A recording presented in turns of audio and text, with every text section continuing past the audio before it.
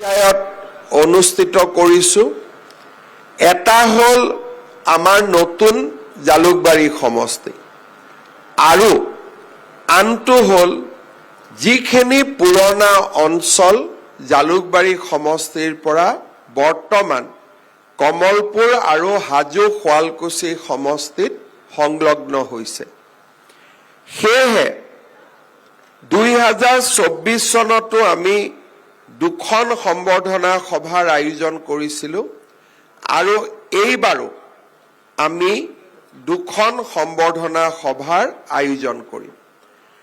আজিৰ সভাখন আমাৰ বৰ্তমানৰ জালুকবাৰী সমষ্টি আৰু 4 তাৰিখে আমি পুৰণা জালুকবাৰী সমষ্টিৰ বাবে সম্বৰ্ধনা সভা আয়োজন কৰিম। এই সম্বৰ্ধনা সভাখন কি?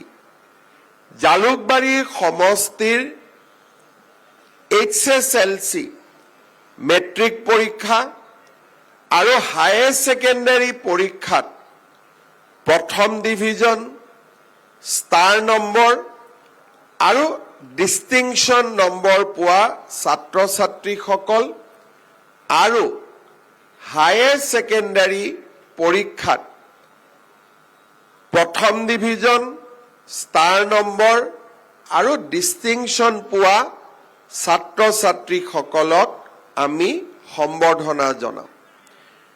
আপোনালোকে জানিলে আচৰিত হ'ব, সাহিত্য সভা 100 বছৰ জুৰি হৈ আছে। বিভিন্ন জাতীয় অনুষ্ঠানসমূহ 50-60 বছৰ 100 বছৰ ধৰি চলি থাকে। আমাৰ জালুকবাৰী সমষ্টিৰ এই সম্বৰ্ধনা সভাখনেও 25টা বছৰত ভৰি দিলে। মোৰ বিধায়ক হোৱাৰ 25 বছৰ হ'ল আৰু 25 বছৰত এটাও বছৰ বাদ নিদিয়াকৈ আমি ছাত্ৰ ছাত্ৰীসকলক সম্বৰ্ধনা জনাই আহিছিলোঁ আৰু এই বছৰ আমি 2001ত আৰম্ভ কৰা পৰম্পৰা এটা এই বছৰ আমি 2025 চনৰ বাবে আমি প্ৰস্তুত হৈছোঁ। যদি আমি পৰিসংখ্যা দি চাওঁ, আমাৰ অসমৰ শিক্ষা ব্যৱস্থাৰ উন্নতিৰ লগে লগে জালুকবাৰী সমষ্টিটো শিক্ষা ব্যৱস্থাৰ কিমান পৰিৱৰ্তন হৈছে তাক যদি আমি চাব যাওঁ, 2002 চনত আমি এই অনুষ্ঠানটো আমাৰ ITA অডিটৰিয়ামত কৰিছিলোঁ। মোৰ এতিয়াও মনত আছে, তেতিয়া ময়ো এক প্ৰকাৰ যুৱকে আছিলোঁ, ইমান ল'ৰা ছোৱালীও নাছিল, পৰিয়ালো নাছিল, একেবাৰে আৰম্ভণি। 2002 চনত আমি 216 গৰাকী মেট্ৰিক আৰু 72 গৰাকী হায়াৰ ছেকেণ্ডাৰীত ভাল ৰিজাল্ট কৰা ল'ৰা ছোৱালীক আমি সম্বৰ্ধনা জনাইছিলোঁ। সৰ্বমুঠ 288 জন। আজি আমি সম্বৰ্ধনা জনাম 2116 জন। তাৰমানে আপোনালোকে চিন্তা কৰক যে আমাৰ সমষ্টিত এটা সময়ত 288 জন ল'ৰা ছোৱালীয়ে ফাৰ্ষ্ট ডিভিজন বা 10 বা ষ্টাৰ বা ডিষ্টিংশ্যন পাইছিল। আজি 2116 গৰাকী ছাত্ৰ ছাত্ৰীয়ে আমাৰ প্ৰথম ডিভিজন, ষ্টাৰ নম্বৰ, ডিষ্টিংশ্যন পাবলৈ সক্ষম হৈছে। তাৰ মানে আমাৰ সমষ্টিটো কিমান আগবাঢ়িছে। এইটো কথাও নিশ্চিত যে জালুকবাৰী সমষ্টিত নতুনকৈ অন্তৰ্ভুক্ত হোৱা বহুত অঞ্চলৰ ছাত্ৰ ছাত্ৰীসকলে আমাৰ অনুষ্ঠানটোৰ বিষয়ে গম নাপায় কাৰণে হয়তো আৰু বহুত ছাত্ৰ ছাত্ৰীয়ে আজিৰ অনুষ্ঠানৰ পৰা বাদ পৰিছে। কিন্তু লাহে লাহে মোৰো যেতিয়া চাহ চিনাকি বাঢ়ি গৈ থাকিব, ইয়াতে সংখ্যা আৰু যোগ হৈ গৈ থাকিব। আজি আমাৰ ৱাৰ্ডসমূহ বিশেষকৈ আমাৰ বিমানকোট মণ্ডল আৰু ৱাৰ্ড নম্বৰ 23, 10, 9, 2, 1 আৰু 8 যিহেতু জালুকবাৰী সমষ্টিত নতুনকৈ অন্তৰ্ভুক্ত হৈছে কোনোবা যদি ল'ৰা ছোৱালী বাদ পৰি গৈছে আমাৰ বন্ধু বান্ধৱী আমাৰ ক্লাছ ফ্ৰেণ্ড যদি বাদ পৰি গৈছে আমাৰ কাউন্সিলৰ সকলক নাম কেইটা দিবলৈ মই অনুৰোধ কৰিম আজিৰ মিটিঙত নহলেও আমি পিছত হলেও তেওঁলোকক সম্বৰ্ধনা আমি নিশ্চিতভাৱে জনাম উত্তৰ গুৱাহাটী আৰু পাণ্ডুত বাদ পৰি যোৱাৰ সম্ভাৱনা খুবেই কম কাৰণ ইয়াৰ ছাত্ৰ ছাত্ৰীসকল এই অনুষ্ঠানৰ লগত বহু দিনৰে পৰা পৰিচিত এই অনুষ্ঠানটোত 2002 চনত 3 চনত যিসকলে সম্বৰ্ধনা লৈছিল আজি তেওঁলোক বিভিন্ন ধৰণে সমাজৰ প্ৰতিষ্ঠিত ব্যক্তি যদি 16 বছৰত এই সম্বৰ্ধনা গ্ৰহণ কৰিছিল তাৰ লগত যদি আমি 25 বছৰ যোগ কৰি দিওঁ তেতিয়াহলে আপোনালোকে দেখা পাব যে তেওঁলোকৰ বয়স এতিয়া 40-41 বছৰত ভৰি দিছে আৰু তেওঁলোকক যেতিয়া মই আজিও কোনোবা কাৰ্যক্ৰমত লগ পাওঁ মোক সকলোৱে কয় তেওঁলোকে মোক মামা নামাতে দাদা মাতে যে দাদা আপুনি আমাক সম্বৰ্ধনা জনাইছিল আপোনাৰ মনত আছে নে নাই তাৰ মানে আমি কৰা এটা কামৰ বা সৰু অনুষ্ঠান এটাৰ ইম্পেক্ট আজিও আমি তাৰ প্ৰতিধ্বনি শুনিবলৈ পাওঁ এই অনুষ্ঠানটোৰ জৰিয়তে আমি আমাৰ সমষ্টিৰ মেধাৱী ছাত্ৰ ছাত্ৰীসকলক সম্বৰ্ধনা জনাওঁ আৰু তেওঁলোকৰ উজ্জ্বল ভৱিষ্যতৰ বাবে আমি অযুত অভিনন্দন আৰু আশীৰ্বাদ জ্ঞাপন কৰোঁ মই বিশ্বাস কৰোঁ যে আমাৰ জীৱন এতিয়া আৰম্ভ হৈছে মেট্ৰিক আৰু হায়াৰ ছেকেণ্ডাৰী পৰীক্ষাত পাছ কৰা মানে আমাৰ বয়সে এতিয়াও 20টা বছৰৰ দেওনা পাৰ হোৱা নাই তাৰ মানে আমি সমাজখন আৰু পৃথিৱীখনত বহুত দিন জীয়াই থাকিব লাগিব স্বাস্থ্য আৰু চিকিৎসা বিজ্ঞানৰ যি প্ৰগতি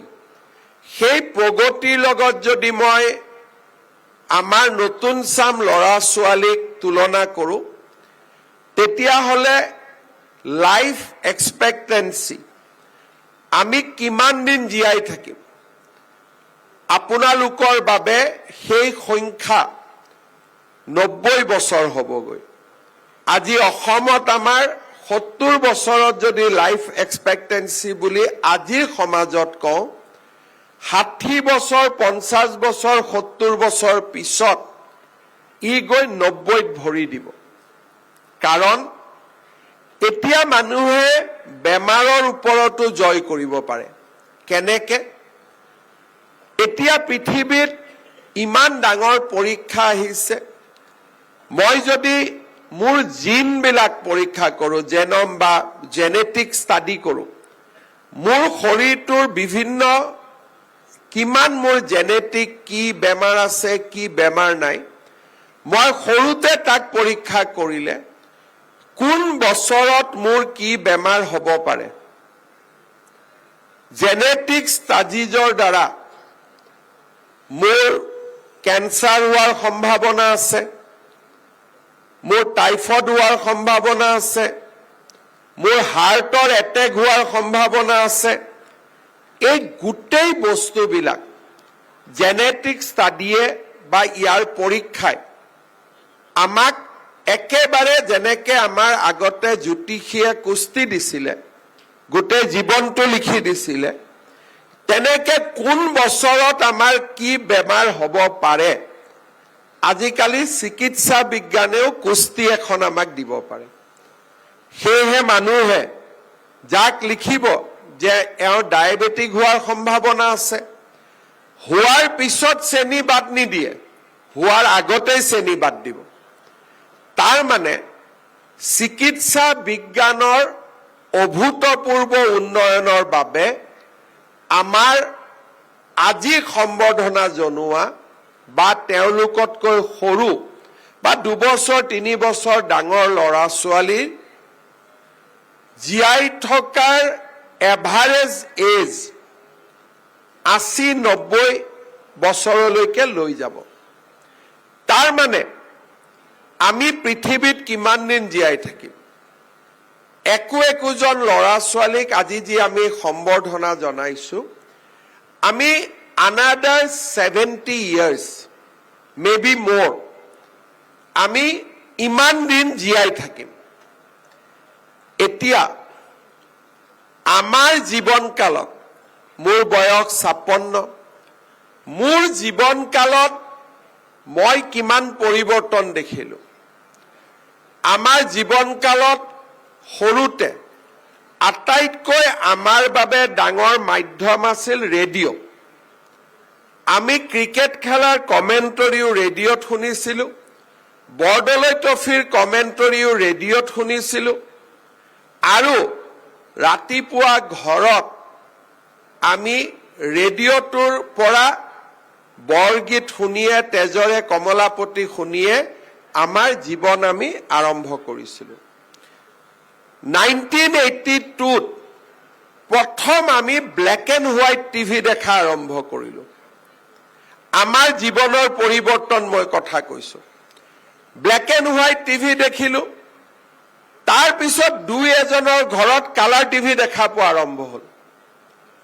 লাহে লাহে কালাৰ টিভি সকলোৰে বাবে এটা সাধাৰণ কথা হৈ পৰিল। কালাৰ টিভিৰ পিছত আমি এতিয়া স্মাৰ্ট টিভি দেখিবলৈ আৰম্ভ কৰিলো। তাৰমানে ৰেডিঅ' দি আৰম্ভ কৰা জেনেৰেশ্যন এটা এতিয়া আমি স্মাৰ্ট টিভিলৈকে গৈ পালো।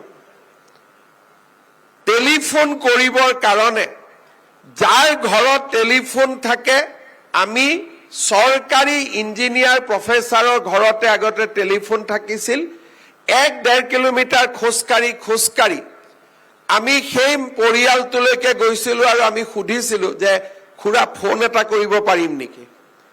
এইটো আছিল আমাৰ জীৱন। তাৰ পিছত লাহেকৈ পিচিঅ' বিলাক আহি গ'ল, STD কল, ISD কল, সাংঘাতিক যেন এটা ৰিভলিউচন হ'ল।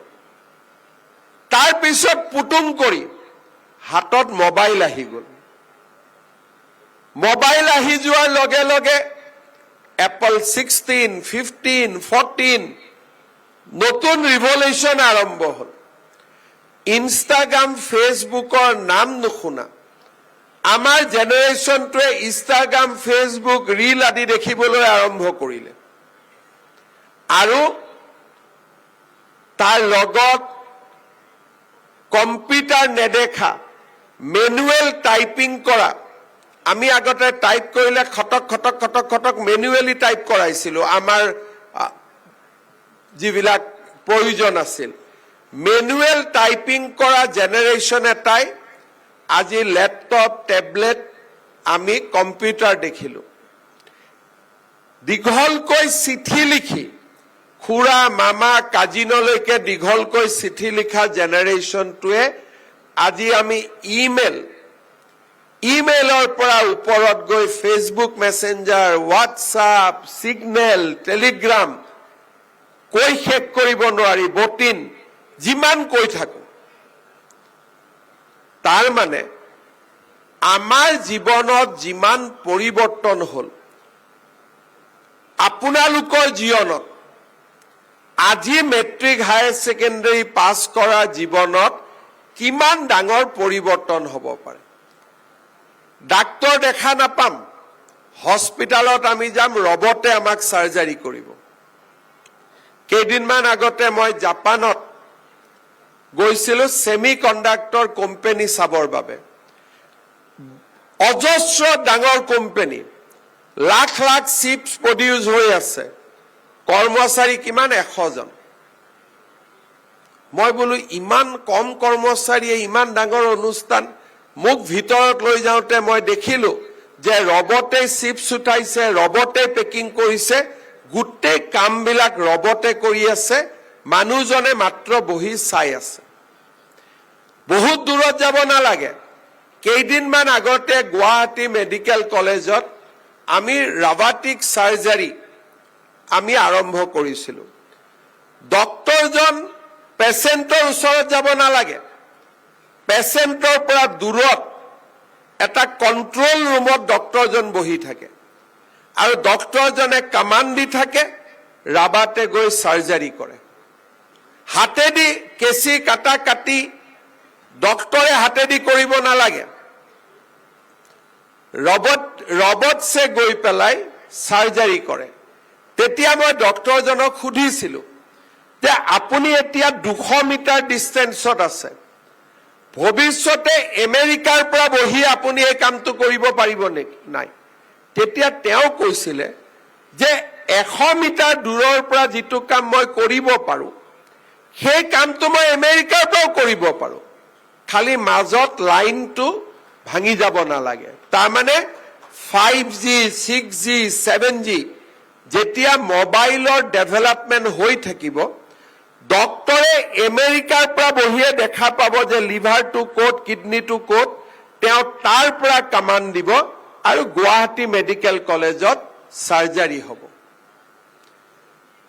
ইয়াৰ লগতে আমি সৌৰজগত, ৰকেটছ, মিছাইল, আগতে আমাৰ বিমানৰ জাহাজ, যুদ্ধৰ জাহাজ, মিগ জাহাজ আছিল, আজি Rafale, 5th generation, 6th generation, 7th generation, প্ৰতিটো বছৰতে ৰাছিয়া, আমেৰিকাৰ দৰে ৰাষ্ট্ৰই এটা নতুন জেনেৰেশ্যনৰ ফ্লাইট আৰম্ভ কৰে।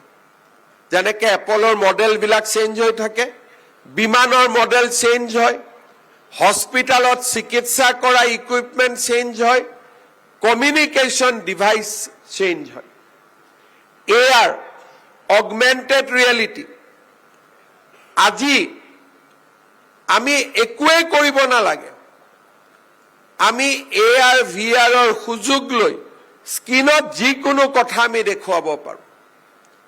মই নোকোৱা কথাও একজেক্ট মোৰ মাতেদি AI কৰি এৰি দিয়া হ'ব। ইলেকশ্যনৰ আগত অলপ বেছিকৈ হ'ব, এইবাৰো হ'ব, যে মই যি কথা কোৱা নাই সেই কথাও আপোনালোকে ছ'চিয়েল মিডিয়াত দেখিব। লগে লগে ভাবিব আমাৰ মুখ্যমন্ত্ৰীয়ে ইমান বেয়া কথা ক'লেনে? পিছত আকৌ মই ক'ব লাগিব যে এইটো মোৰ ভিডিঅ' নহয়, এইটো AI হয়।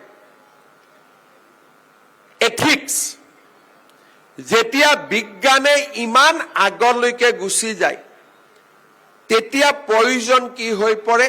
Ethical intervention.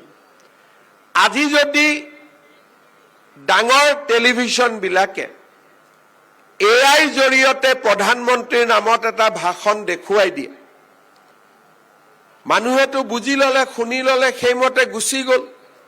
আকৌ প্ৰধানমন্ত্ৰীয়ে স্পষ্টীকৰণ দিয়ালৈকে দেশত যিকোনো ঘটনাই হ'ব পাৰে। প্ৰধানমন্ত্ৰী ডাঙৰীয়া NDTV-ত ওলাল, তেওঁ ক'ব যে 1 জানুৱাৰীৰ পৰা ডিমনিটাইজেশ্যন হ'ব। চবেই নোট দিয়া আৰম্ভ কৰি দিলে। পিছত আপোনালোকে গম পালে যে সেইটো AI হয়। টিভিটোক সুধিলো যে আপুনি কিয় এইটো চলালে? বোলে নহয়, মইতো ছ'চিয়েল মিডিয়াত পোৱাৰ কাৰণেহে চলালো, এইটোতো মই বনোৱা নহয়, অমুকেহে বনোৱা। অমুকজন কোন বিচাৰি বিচাৰি গম পালে যে কাম্বোডিয়া আৰু থাইলেণ্ডৰ মাজৰ জোনত কোনোবা এজন মানুহ বহি আছে, যাক গল্ডেন ট্ৰায়েংগল বুলি কওঁ, তাৰ পৰা এই ভিডিঅ'টো পঠাই দিয়া হৈছে। কেইদিনমান আগতে আমি অসমত প্ৰায় 150 ল'ৰা ছোৱালীক উভতাই আনিছিলোঁ, গল্ডেন ট্ৰায়েংগলত তেওঁলোকে কাম কৰে। মানুহক কয় বেংককত চাকৰি দিম বুলি, দৰমহা পাব বুলি বেংককত যায়, বেংককৰ পৰা তেওঁলোকে গল্ডেন ট্ৰায়েংগলত লৈ যায় আৰু পৃথিৱীত যিমান ডিজিটেলি বেয়া কাম কৰাৰ ব্যৱস্থা আছে, কল চেণ্টাৰ, হেকিং, যিমান কাম হয় সেই জায়গাটোতে হয় আমাৰ ল'ৰা ছোৱালীয়ে বাপেক মাকলৈকে হয়তো পইচাও পঠাই থাকে যে মই দৰমহা পাইছো পঠাই আছো কাম কি কৰি আছো আনএথিকেল কাম তাৰ মানে বিজ্ঞান যিমান আগবাঢ়িব সমাজ যিমান পৰিৱৰ্তন হ'ব এথিকেল নৰ্মছ থকা আমাক এটা জেনেৰেশ্যন লাগিব যোনে এআই প্ৰধানমন্ত্ৰীয়ে কথা কৈছে ল'ৰাজনে ইমিডিয়েট বুজি পালে যে ই এআই লগে লগে তাক গ'ল ইমিডিয়েটলি 2 ছেকেণ্ডৰ ভিতৰত ই ব্লক হৈ যাব ই আগবাঢ়িব নোৱাৰিব এই ভিডিঅ'টো এতিয়া আপোনালোকক যেতিয়া কোনোবাই 10,000 দিলে 1 লাখ হ'ব কিবা হ'ব বুলি যেতিয়া চিট কৰে তেতিয়া অসম পুলিচৰ টেলিফোন নম্বৰত যেতিয়া আপোনালোকে ফোন কৰে একে মিনিটতে আমি উইদিন 30 সেকেন্ড অল ট্ৰানজেকশন আমি বন্ধ কৰি দিব পাৰো টকাটো ইটো বেংকৰ পৰা সিটো বেংকলৈকে যোৱাৰ স্পীড যিমান তাতকৈ বেছি স্পীডত আমি ইন্টাৰফেয়াৰ কৰো যাতে টকাটো এসবিআইৰ পৰা কানাডা বেংকলৈকে যাব নোৱাৰে কাৰণ এবাৰ যদি মোৰ একাউণ্টৰ পৰা ওলাই গ'ল মইতো পইচাটো আৰু ঘূৰাই নাপাওঁ তাৰ মানে পৃথিৱীখন কিমান পৰিৱৰ্তনৰ ফালে গৈ আছে আসাম টক্স আপোচবিহীন অসম কণ্ঠ